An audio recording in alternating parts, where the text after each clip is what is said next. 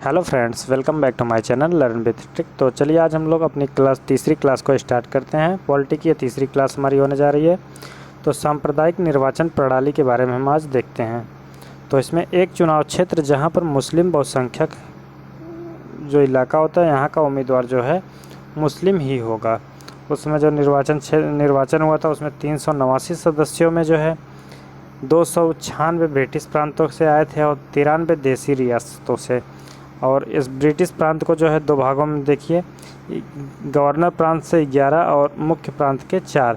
तो गवर्नर क्षेत्र के इसमें से जो है कुल 296 सीटें मिलती हैं और 4 सीटें जो हैं संयुक्त मुख्य प्रांत के जो हैं प्रत्येक प्रांत से एक एक सीटें मिलती हैं। परिणाम स्वरूप जो है कांग्रेस को 208 सीट, 73 सीट मुस्लिम लीग को, 15 सीटें अन्य को और 8 निर्दलीय और 7 में से जो है विभिन्न प्रकार की जो पार्टियां थीं, कम्युनिस्ट पार्टी, कृषक पार्टी, यूनिस्ट मुस्लिम पार्टी और Unionist SC party, Unionist federal party और सिख पार्टी, इन सबको जो है 7 जो है ऐसी पार्टियां थी जिनको एक एक सीटें मिली।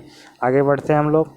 आगे हम पढ़ते हैं संविधान का निर्माण। संविधान का निर्माण, इसमें कार्यप्रणाली क्या थी। संविधान का जो गठन हुआ था कब हुआ था? 6 दिसंबर 1946 को संविधान का जो है गठन किया गया। फ्रांस की पद्धति के आधार पर किया गया था संविधान का निर्माण। संविधान का गठन जो है, संविधान सभा का जो गठन है किस पद्धति पे हुआ था? फ्रांस की पद्धति पर हुआ था। प्रथम बैठक कब हुई थी? 9 दिसंबर 1946 को।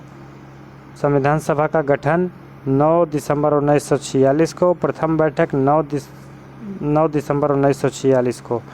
गठन जो है 6 दिसंबर को, प्रथम बैठक जो है 9 दिसंबर को। पुरानी संसद भवन के केंद्रीय कक्ष में जो है यह बैठक हुई थी।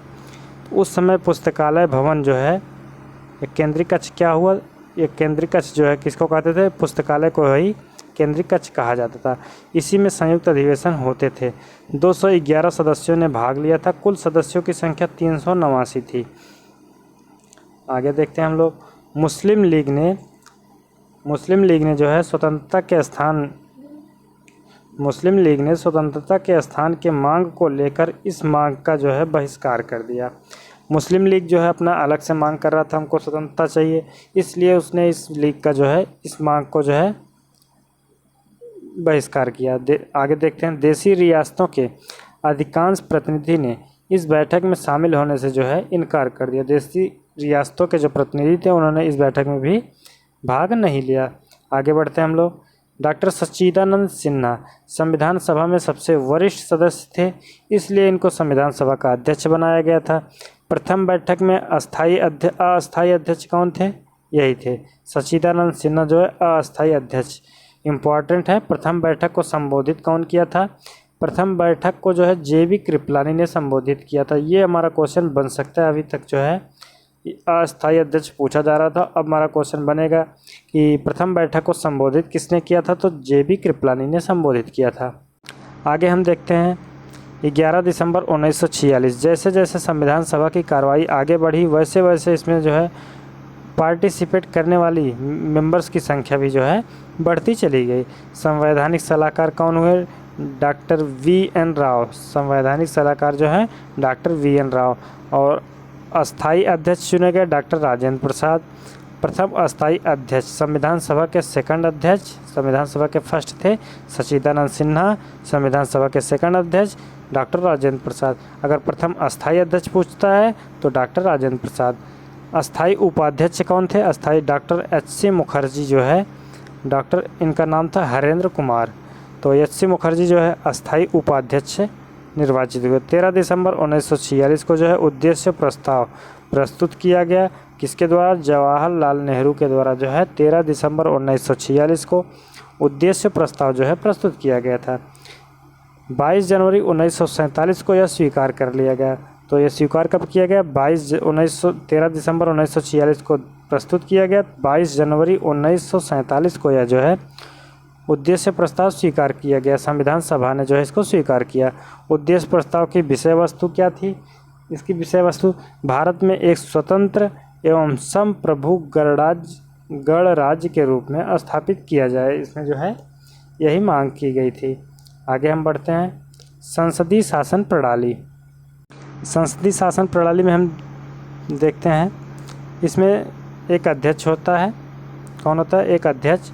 उसके अंतर्गत शासनाध्यक्ष है और राज्यपाल आते हैं। शासनाध्यक्ष में प्रधानमंत्री का पद होता है और राज्यपाल में जो है राज्यों के राज्यपाल। ये जो है नाम मात्र की कार्यपालिका है राज्यपाल की, और जो ये है प्रधानमंत्री वास्तविक कार्यपालिका जो है इनका जो है मंत्रिपरिषद होती है। हम देखते हैं प्रस्तावना के विषय में। प्रस्तावना जो है हिंदी में इसका नाम था उद्देशिका। प्रस्तावना का हिंदी में क्या नाम है? उद्देशिका। हम अपनी कलर चेंज कर लेते हैं पेन की। तो इसका सुलेख किसने किया? इसको लिखा किसने था? बसंत कृष्ण वेद ने। और ओरिजिनल कॉन्स्टिट्यूशन इन इंग्लिश, इसको क्या नाम दिया गया था? गैम्बल नाम दिया था। इसको किसने लिखा था? प्रेम बिहारी नारायण रायजादा ने जो है इसको सुलेख किया था। प्रस्तावना को कहा गया उद्देश्य प्रस्ताव का विकसित रूप है। प्रस्तावना को जो है उद्देश्य प्रस्ताव का विकसित रूप कहा गया। 13 दिसंबर 1946 को संविधान सभा में जो है प्रस्तुत किया गया। 22 जनवरी 1947 को संविधान सभा ने जो है इसको 22 जनवरी 1947 को जो है संविधान सभा ने स्वीकार किया था। आगे देखते हैं हम लोग। उद्देश्य प्रस्ताव, इसमें क्या क्या था? अल्पसंख्यकों के हितों की रक्षा की जाएगी। सेकंड था भारत के नागरिकों को स्वतंत्रता प्रदान की जाएगी। विचार की अभिव्यक्ति की, विश्वास की, धर्म व उपासना की और संस्था बनाने की। थर्ड था हमारा भारत के समस्त नागरिकों को राजनैतिक, आर्थिक व सामाजिक न्याय प्रदान किया जाएगा। आगे हम लोग बढ़ते हैं। आगे हमारा था भारत के समस्त नागरिकों को राजनीतिक, आर्थिक और सामाजिक न्याय प्रदान किया जाएगा। चौथा पॉइंट है हमारा अनुसूचित जाति, अनुसूचित जनजाति के हितों की रक्षा की जाएगी।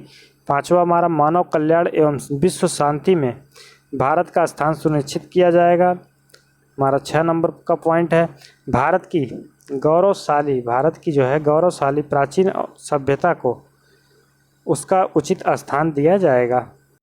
तो आज की क्लास हमारी इतनी ही। तो आगे भी हमारी ऐसी भी वीडियो आती रहेंगी। क्लास को देखने के लिए चैनल को सब्सक्राइब कीजिएगा। Thank you for watching.